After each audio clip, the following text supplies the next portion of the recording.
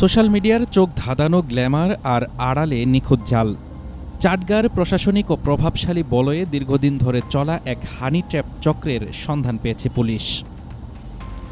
জান্নাতুল মনি, জান্নাতুল নাইমা কিংবা মডেল সানজিদা ইসলাম সাইমা এমন একাধিক পরিচয়ে পরিচালিত হতো অন্তত ৫৪টি ভুয়া ফেসবুক অ্যাকাউন্ট।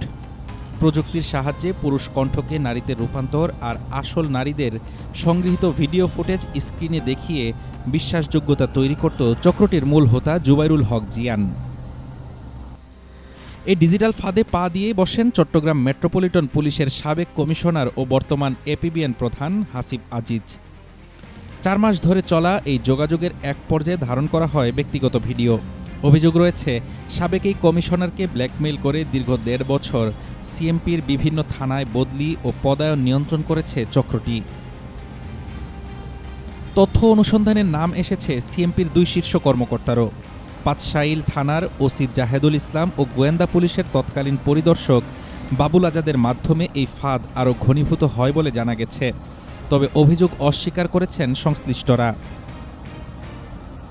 সিএমপির সাবেক কমিশনার ও এপিবিএন প্রধান হাসিব আজিজ জানিয়েছেন, নিজের ছবি ও নাম ব্যবহার করে প্রতারণার বিষয়টি জানতে পেরে পাঁচশাইল থানায় সাধারণ ডায়েরি করেন প্রকৃত মডেল সানজিদা ইসলাম সাইমা।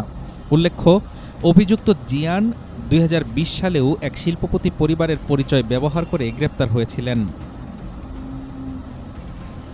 সিএমপি কমিশনার হাসান মোহাম্মদ শওকত আলী জানান, ঘটনাটি নিয়ে উচ্চ পর্যায়ের অনুসন্ধান চলছে।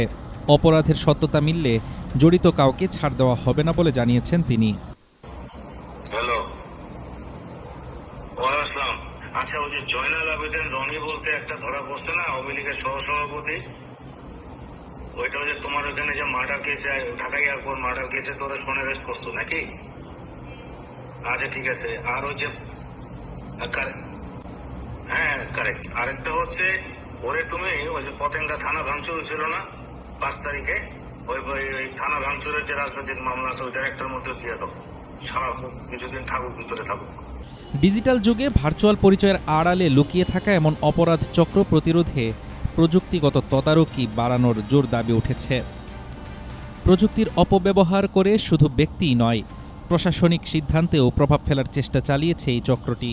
জিয়ানের মতো সাইবার অপরাধীদের কঠোর শাস্তির মুখোমুখি করা না গেলে ভবিষ্যতে প্রশাসনিক নিরাপত্তা আরও বড় হুমকির মুখে পড়বে বলে মনে করছেন সংশ্লিষ্টরা। হাফিজুর রহমান তুষার, ঢাকা টুডে।